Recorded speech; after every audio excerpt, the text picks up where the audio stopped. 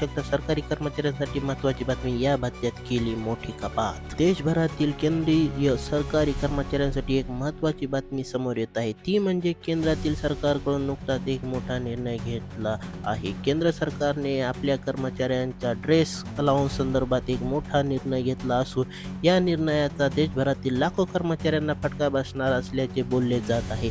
दरम्यान आता आपण केंद्रीय सरकारी कर्मचाऱ्यांच्या ड्रेस भत्त्या संदर्भात सरकारने कोणता निर्णय घेतला आणि याचा कर्मचाऱ्यांना काय परिणाम होणार याची सविस्तर माहिती आजच्या व्हिडिओमधून जाणून घेणार आहोत. तर व्हिडिओ पाहूया आपण शेवटपर्यंत. सरकारचा नवा निर्णय काय सांगतो? वित्त मंत्रालयाने मार्च 2025 मध्ये ड्रेस भत्त्याबाबत एक नवीन आदेश जारी केला आहे. या नव्या आदेशानुसार आता जुलै 2025 नंतर नियुक्त होणाऱ्या नवीन कर्मचाऱ्यांना ड्रेस अलाउन्स प्रो रेटा पद्धतीने दिला जाणार आहे.